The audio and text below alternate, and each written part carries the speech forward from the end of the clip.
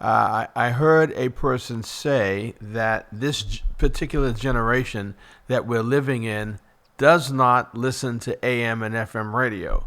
And someone said, well, what do you listen to when you get in your car? And somebody said, I listen to hip hop. They probably go to satellite radio. They do not listen to the local AM and FM station in their cities. I'm hoping that if that is true, and I believe it is, that as it relates to 102.9 FM radio, that people, when we're on the FM signal, that you do listen to us. But if you cannot listen to us on the AM or FM frequency, you can go and take your phone and go to our webpage, www.bostonpraiseradio.tv or bostonblacknews.com, and you will be able to watch and listen to our radio station, or you can go to Facebook or YouTube and you can listen to us and hear us 24 hours a day. 24 hours a day. You can pick up our signal and listen to us on one of our 39 different platforms. I'm Pastor Bruce Wall, and I decided that I needed to be live on the air today and spend some time talking to you. It's been very busy here at the station, extremely busy here at the station. There's a lot going on in our church. There's a lot going on in our station. There's a lot going on in our city. And we are attempting to and trying to address so many different issues that we can't keep up. Renee and I can't keep up with it all. But today I'm live in the studio, thankful to be here on the air. And I'm hoping that we're going to be able to make some sense out of what I'd like to share with you today. Part of my discussion today is to talk with you about what is happening in our city, what's happening in our nation, what's happening in our country as it relates to the continued violence that we are all seeing, experiencing, and actually being a part of. And the active shooters concern that we have in our city has me perplexed and trying to figure out what are we at Global Ministries Christian Church, what are we going to do to address, not just speak about the active shooters, but what are we going to do to make sure that our church and other churches in the city are prepared to meet the challenge of an active shooter taking over or trying to take over your church? What are we going to do? What are you going to do? How are you going to prepare for this? Now, a lot of churches have what I call a security team. And a security team could be made up of civilians, just everyday people who volunteer to be a part of the security team. It could be made up of people who are involved in law enforcement, so they're correction officers, or they work at the jail or the prisons, or they are police officers, state police officers. They're somewhere in the capacity of the juvenile criminal justice system, or they're police officers at many different levels. And the churches usually have one or two or three of these people, if not more, who are members of the church fellowship. And it's my understanding that a lot of law enforcement officers actually wear their weapons, their guns. They bring them to church because they are very seldom not wearing and carrying their guns. So they bring the guns to the mall. They bring their guns to the grocery store. Wherever they go, whatever they're doing, they have their weapons with them. And I think that that's appropriate for them to have their weapons with them. But my concern today is what is the church doing to prepare for an event where somebody comes into your church fellowship. And I remember, and I told the story before, but I'll say it again. I remember when I was preaching here at Global Ministries Christian Church. I usually preach from the floor, not from the pulpit, but I'm on the floor.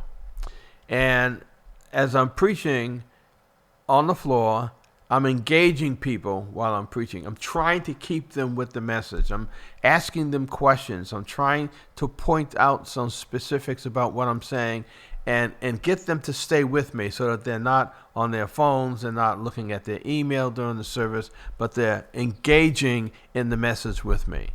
And a man came in through the back of the church, the rear door, and actually started walking down the aisle. I don't know where the ushers were, but this person started walking down the aisle. And I decided to walk into the person because, one, it was distracting to have them walking down the aisle, the same aisle that I was in while I was preaching. Two, I was not sure who this person was, and because they were off in a distance and coming toward me. And I said, a good offense or a good defense is to have an offensive move. And so I walked into the person, literally walked into them, wrapped my arms around the person with a hug, not a stranglehold, but a hug. And the person kind of collapsed in my arms. And then I instructed this person to take a seat, and they did. But where were the security people in the church at the time when that happened? Where were the ushers at that time when it happened? And for some reason, and I cannot recall why nobody in the church attempted to talk with this person or spend some time with this person before they came down the aisle, and while they would let somebody that we didn't know or we didn't know who it was come that close to the pastor while the pastor was preaching. I'm saying all of that to say, way back then, maybe 20 years ago or 25 years ago when that happened, this church was not ready. This church was not prepared. And we used to have a state trooper in our church, and that state trooper was a part of our trustee team, our financial team, and was always there when the offering was collected. He was always in the right place at the right time, and he carried, and I didn't have a problem with it. I've also mentioned to you that there was a church on Washington Street in Grove Hall that I don't do it this way, but that pastor would drive to the bank on up in Mattapan Square. I don't know the name of the bank. And he would have 2 or 3 carloads of men who would accompany him to the bank. But the pastor had the money in his hand. And the pastor would take that money and put it in the night deposit satchel and actually bring it to the bank, and they would put it into the bank, and then they would all disappear. So this pastor took control of the money and made sure it was deposited in the bank every single Sunday. I don't think that was the best strategy, that the pastor was the one who was responsible for putting the money in the bank. And they had such a routine that when they came 2 to 3 cars deep. And if anybody wanted to hit them, they could have done it because they were very obvious in what they were doing. I would think that you would be inconspicuous when you're depositing $2, $3, $4, $5, $6, $7, $8, $9, or $10,000 a Sunday. If that's what your church brings in, you want to be more inconspicuous than as visible as they were. I'm saying all of this to say, churches, we have to prepare ourselves for the inevitability of the potential. It's inevitable that some church is going to have somebody come in and try to take it over. It's going to happen. And the question is, pastor, church leaders, are you ready to defend yourself against somebody who wants to disrupt your church, wants to be a person who comes in with a weapon, whether it's a gun or a rifle or a knife, or in our communities, a machete, and wanting to hurt people? And so we were planning to have an active shooters training here at the church, and I wanted to have Detective Larry Ellison to be prominently a part of this, because he is a friend to many of us in this church. He's a friend to many of us in the community, and he's the go-to person for us when we have a concern that's law enforcement related. So we had talked to the police department about Larry's being involved, and we had to go through a lot of red tape, but we have it all set up now where Detective Larry Ellison is going to be granted permission to be a part of this training, and the training is coming from the police academy. They're going to be coming to the church, and I asked, how long will the training be? And they said the training will be, it's really 45 minutes long, but when people ask questions, it can go as long as 2 hours. The second thing about the active shooters training is that I wanted to invite pastors and their church leaders to come and see it and be a part of it. And I was told, and there's many different people on different sides of this. I was told that the planning needs to be church specific. That means it needs to be in the church of the members. It needs to be in their church, because if a pastor goes to a training at another person's church, the exit doors, the church layout, the entranceway into the church, they're all different. And if you're being taught how to deal with an active shooter in somebody else's church, that is not going to help you with trying to put that training overlay it on your church. And so I was told that the training needs to be in each individual church. Now, that's a lot of work for the Boston Police Department to respond to the request from all the churches in the city, all the mosques, all the Roman Catholic services. It's a lot. It's a lot. All the synagogues in the city. It's a whole lot. And so what I'd like to do is set the date and set the time for the training here at Global Ministries Christian Church. Invite the pastors who would like to come in and some of their leaders and observe it and decide whether or not the training that they saw at Global Ministries could be retrofitted in their church. And if so, then they speak to the trainer and say, "Hi, I'm Pastor so-and-so. Could you bring this to my church?" So I would like to see a connection between the Boston Police Department and those who are training, Larry Ellison, and the other churches in the community. Wouldn't it be great if we could see all of our churches in Boston be trained to deal with an active shooter? And again, it may not be a person with a gun. Any type of weapon. What would you do with a person who came into your church during a worship service with a machete, and they started swinging that machete at the people in your church? That machete could do a lot of damage. I don't know what I would do, because if I put my arms up to stop the person with the machete, I could lose a finger, a hand, or an arm.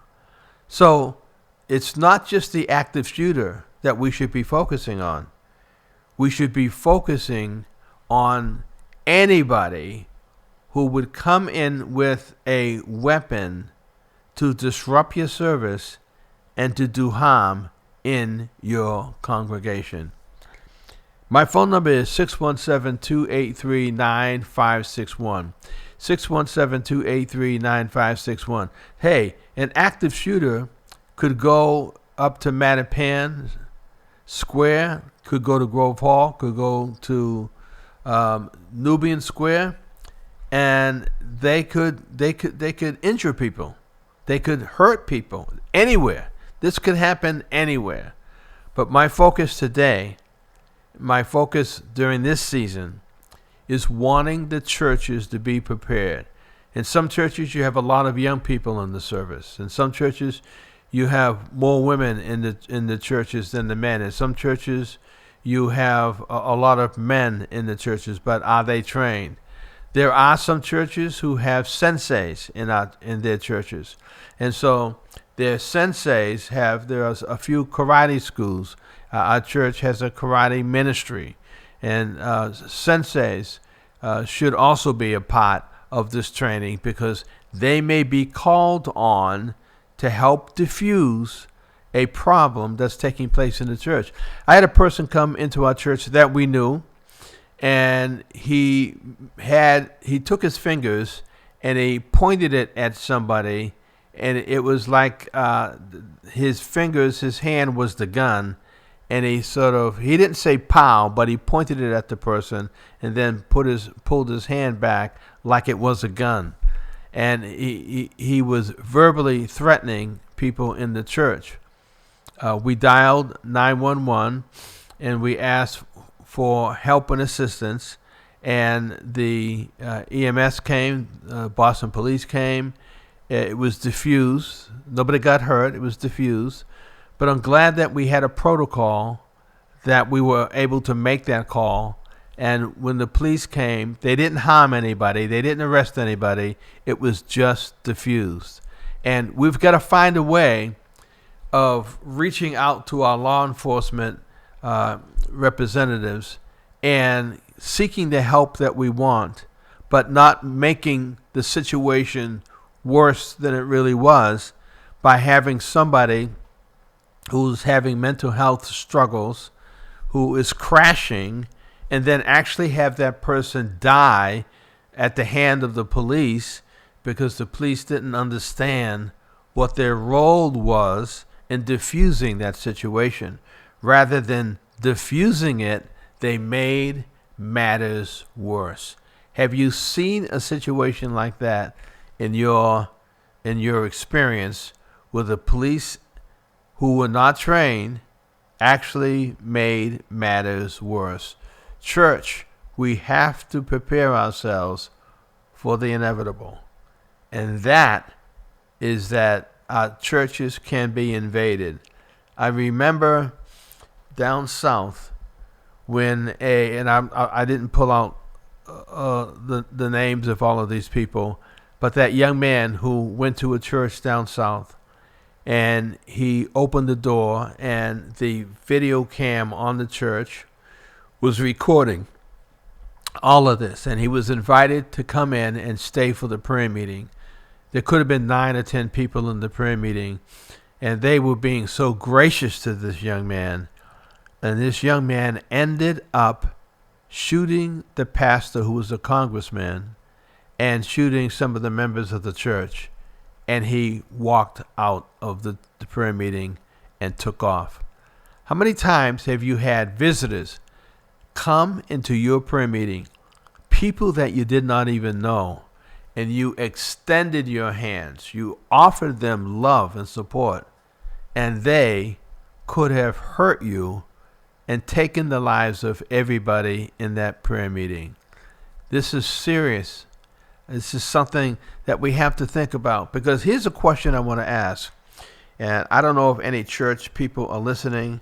Many times people want to listen and not call in because they do not want to disrupt the flow. But I asked some people this question. Would the churches in Boston, would the church members in Boston submit to a touch, pat down security check before they came into the church? Or would they feel offended? Or would they say, you don't really have the right to put your hands on me? Because if you're going to have a pat-down check, you're going to need to have women and men participate in the pat-down check, because I don't think that men should be patting down women, and I don't think that the women should be patting down the men. So we've got to have a diverse team of men and women who are trained to make sure that the people that are coming into your church, whether you know them or not, and I honestly, I could see people in the church getting really upset and making comments, take your hands off me. Why are you touching me? Why are you going through my bag? I think a lot of churches, if this wasn't brought into the church carefully, some people would stop going to the church and decide to go somewhere else because they would feel offended. But the reason why I'm saying that this is probably a protocol that we need in our churches to have people checked, the ones you know and the ones you don't know, is because I saw for 3 years people in the church sign their names when they come in. At our church, during COVID, we locked the front doors and people had to come through the side handicap ramp door. When they came in, they had to sign in. They had to answer questions. They had to take a temperature check. And they had to wear a mask. If they didn't wear a mask, then we would give them one. That was a whole new protocol for the churches.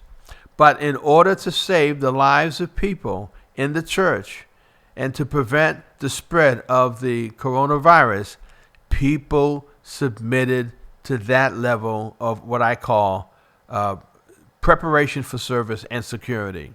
So I'm believing that people should and would submit to a more thorough security check if you brought it into the church in stages. You know, you don't shock everybody one Sunday and your security team is at the back of the church and your security team starts checking people without any warning, without any preparation. We need to have security checks. There, I said it. We need to have security checks in our churches. Eric Kennedy said, I think if you're going to do something, I think just a metal detecting wand is less evasive. Christine says, I remember that shooting was in Charleston, South Carolina, and knew two of the people that passed from their college experience. That's interesting. Now, so Eric is saying a wand. So when I volunteered at the Shaver roller skating rink, we could not purchase a metal detector. So what they did is that they were given, I believe, a wand, and they used it to scan a person's body. But if I'm correct, and I might be incorrect, the last time I went to the mosque, I'm trying to figure out whether or not they didn't have a metal detector, but I believe they may have had a wand. I'm not sure. I'm going to find out. But even with the wand, they actually went into people's pocketbooks. They went into they took their hands and went into my jacket pocket and pulled out a pen. And I said to myself, this is really thorough. And I submitted to it because it's the Nation of Islam. I have been conditioned over the years, because I've been to the nation before. I've been conditioned that when I go to the Nation of Islam, for my protection and for the protection of the people in the mosque, that's what they do. I was prepared. I was prepped. It didn't shock me. And my attitude was, if they're checking me as thoroughly, because they took the pen out of my pocket and they made sure it was a pen. Do you know how much time it takes for a wand scan, looking into a pocketbook, checking people's pockets? Do you know how long that takes? But at the Nation, they did it. And to be honest with you, I felt that as their service started, I felt that I was protected. I felt like a gun is not going to be pulled out. A machete's not going to be pulled out. Somebody's not going to throw a bomb at me or a grenade. I felt protected. I feel the same way when I travel on an airplane. I feel the same way when I go to the airport and they say, take off your shoes, take off your belt. And I make sure when I go to the airport that I'm not wearing a belt. I make sure that I'm wearing the kind of shoes that I can slip my feet in and slip my feet out. I just make it, I know what I'm going to go through, so I just make myself comfortable. And I prepare for it. Do I feel safer on the plane, on the airplane, because everybody's gone through security? Yes, I do. Would I feel safe if there was no security? No, I would not. When I go into a federal building, when I go into City Hall, when I go into the courthouse, there is security. Why do the churches believe that we do not have to scrutinize, we do not have to have a security setup in the church? Why are so many churches possibly not thinking about an active shooter and what should be done in the event that an active shooter comes into a church? Go ahead, caller. You're live. Yes, hi. Reverend Wall, this is Bill Wright. How are you? Hi, Bill. How you doing? Good. I know you're discussing the issue of safety in the churches and metal detectors and wands. I hear some feedback on the line. I don't know what that is. Let me see if I can. It's gone. Can you hear me? It's gone. Okay, thank you. Go ahead. I just wanted to let you know that some years ago in New York City, where they had metal detectors to enter the building at City Hall, one council member was having a discussion with one of his political challengers, and the counselors were able to go around the metal detectors. Yeah. It was a privilege of their office, apparently. And this particular counselor did that with his visitor, political challenger. Yeah. They went upstairs to the city council chamber. The challenger pulled a gun and shot and killed that counselor. Wow. There was a police officer in the balcony. Yeah. He fired down and killed the assailant. Wow. At that time, Michael Bloomberg was the mayor, and shortly thereafter he promoted that police officer to detective. But the issue has come up, of course, with the Boston schools about whether to have these metal detectors or not. Yeah, yeah. And the city councilors or state legislators who discuss that, they walk through metal detectors every single day to go to work. Yeah. And they protect both workers there, legislators, and visitors of all types. Yep. I know that the concern people say is this preparing our children in the schools in Boston to pipeline to prison, right? And I don't think that people who walk into City Hall or the State House feel that they're going any pipeline to prison, although, of course, some of our state leaders, in the State House in particular, have gone to prison. But the issue is this: what is more important, somebody's hurt feelings or somebody being shot and killed, or worse, numbers of people? And we've had at least 2 students being killed who were Jeremiah Burke students. One of the worst things would have to be any parent of a Boston Public School student who has to worry as they go to work every day whether their son or daughter is physically safe in the Boston school system. And as you know quite well, Reverend Wall, public safety is the first requirement, the first priority of any government. Right. Someone on Facebook said that the wand is a great idea. They have started doing this at concerts.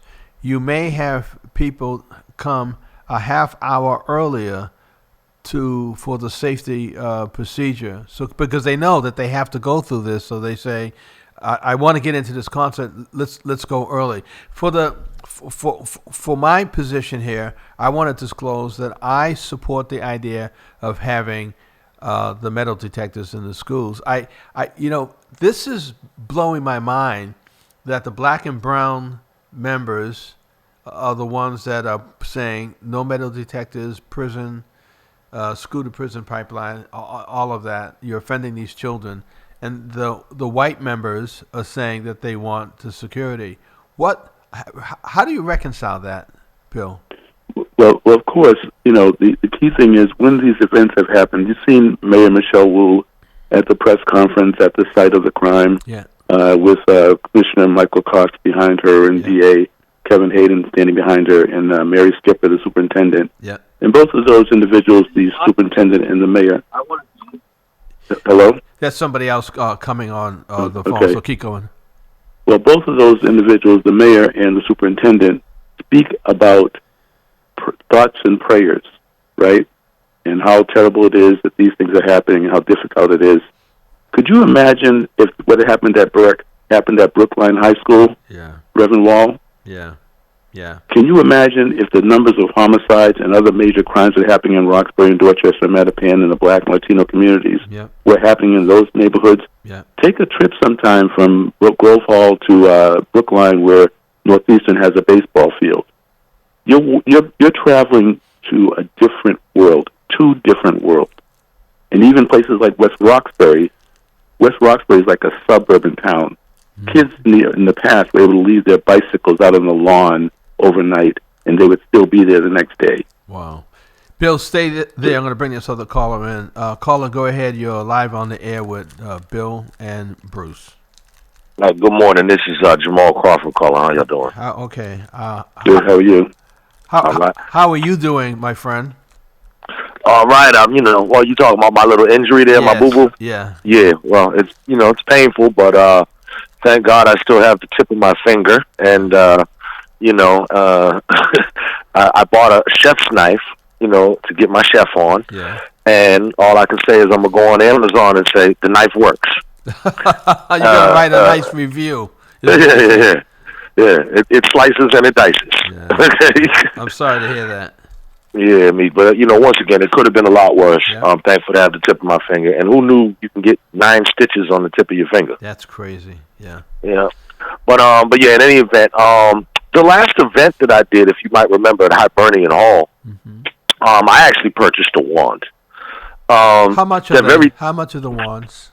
I think I paid either $29.99 or $39.99. Okay.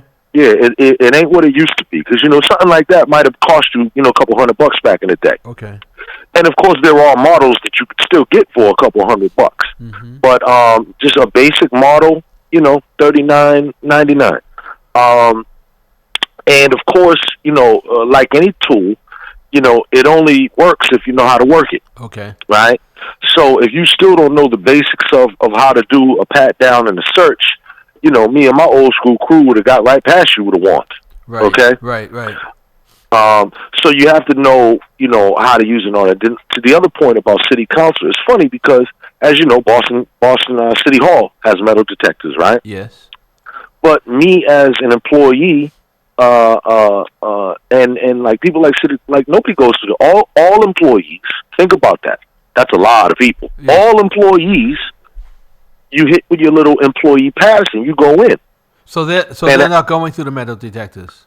No, you don't have to. Unless you forget your badge or that's you forget your badge, but other than that, you tap your badge and you're going through. Now, of course, the danger with that is, of course, as the U.S. Postal Service found out, well, let's just hope Bob's not having a bad day. Right. Because too, sometimes when you're dealing with security, it's not just the people, outside, the scary general public. Sometimes these people inside, today is that day. They fed up. They're not filing one more piece of paper, and they're fed up. And so sometimes too, we have to have even more security protocols, I think, for sometimes the people within. Well, so both you and Bill, that the last time I went to court, some, not all, but some of the court employees did go. No, it wasn't the court employees. It was the attorneys. All the attorneys can get in without attorneys, law enforcement, and all that. I mean, that's a little bit more of a controlled environment, so a case for that. But City Hall, once again, just in the City Hall building itself, I don't know how many employees is in there. It's got to be over 1,000, I would assume, of every manner and all that. So just those are considerations that just need to be thought of. And then another fun fact, one of my former supervisors, he was into, a lot of different things and whatnot. And in his office, as many do, they decorate the office. He had this really nice, like, samurai sword, right? So I always thought, well, if the zombie apocalypse comes, I know whose office I'm running to first. I'm grabbing that sword. But, Bill, when's the last time, Bill, you were in the Nation of Islam? It's about 2 weeks ago. And did you go to a service? Did you go through the pat-down, the security check? Yes, of course. And by the way, Jamal's point is really good about the employees being able to tap a card and get in. Yeah. That's obviously a weakness and flaw in the system at City Hall. Mm-hmm. You have to think about some disgruntled employee who maybe got fired that day, right? Yeah, yeah. But as far as the Nation of Islam, and I've gone through that in New York City and elsewhere, and of course in D.C. when you go into the Capitol building. The pat-down included, as you said, women's pocketbooks, being looked at a separate side, of course, from the men. And if they're looking at your pen, you know that there are devices that are in pens and so forth that can actually be weapons. It's not James Bond stuff. It's just stuff that can be done. And even without something like that, a pen in and of itself is a very dangerous weapon if a person knows how to use it. Right. If you jam somebody in their eye or in their ear, you could hurt them. So when they actually went in and grabbed my pen, I knew what they were doing, but I had never had that level of touching my body, all of my pockets, the way that they were doing it. I did. That's not even done at the airport. Their level of security or scanning people is a whole lot different, don't you think? Well, at the airport, they do tests every once in a while and see how much stuff they can get through, whether it's weapons or other contraband. Mm-hmm. And typically they find that a lot of things get through. And also, sometimes you have a situation where somebody has a friend who's an employee at a certain security station who lets that friend go through in a different way than they really should be doing. Yeah. So those tests, it's very concerning if you realize what happens in those tests, that they find that lots of weapons still get through. Yeah, yeah.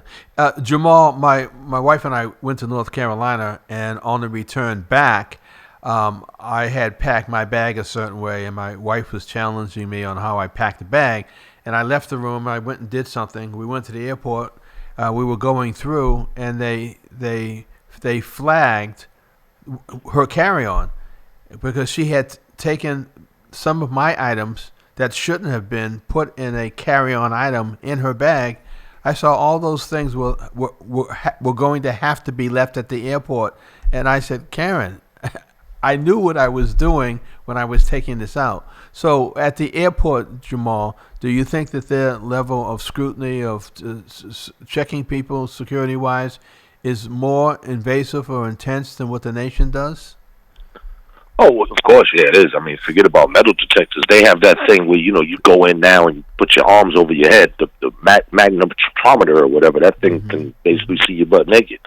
I mean, really, it does a level of scan that it really kind of just shows the shape of your body. And so if you had anything concealed, I don't think it goes penetrative. So if you had swallowed something or something like, I don't, and it actually might be an X-ray too. Yeah, if you were one of those like smugglers and you swallowed several bags of dope, that actually might show up. So but certainly, you ain't getting in there with a knife or anything on your body. If you think you got something taped to your body and you're gonna be slick, you're not.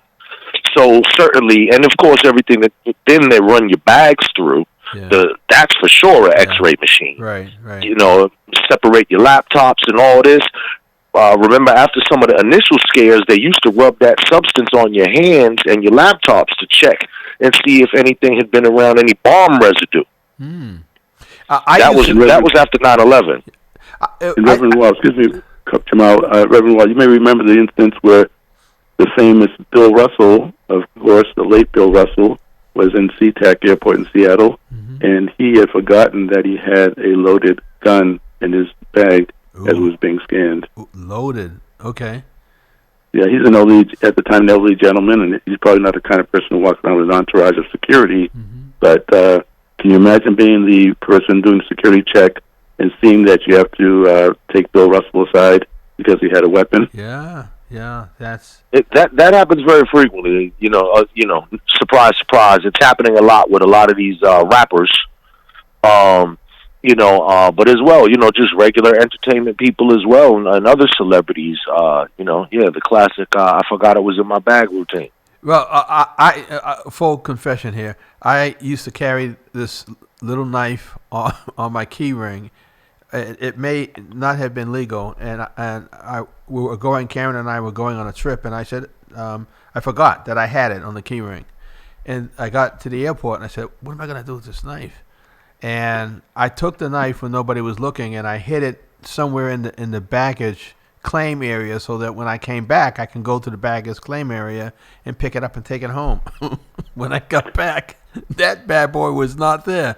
So, yeah, you got to be careful. You got to remember when you're taking a trip that some of these things are not going to pass the muster of the security. Jamal and Bill, what let's go to the church. What does a person do if a person comes into your church with a machete, wanting to do harm? I could see that being a reality in our community. How do you defend yourself against a person swinging a machete? Because I wouldn't want to. I'm not trained for something like that. What do you do?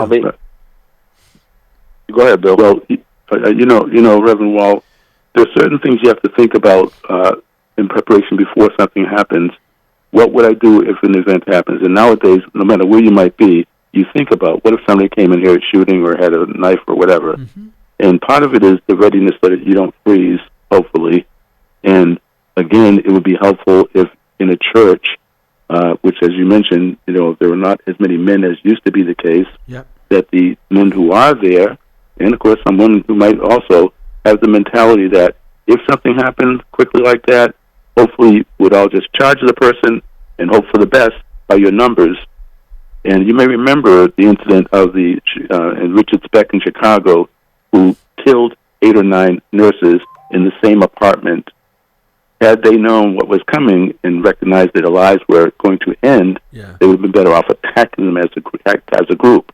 As far as the small devices like a small penknife and so on, you may remember a fellow named Marshall Collins from Mission Hill Extension, where I grew up in public housing, who hijacked an Eastern Airlines plane that was going from New York to Boston, and he used simply razor blades.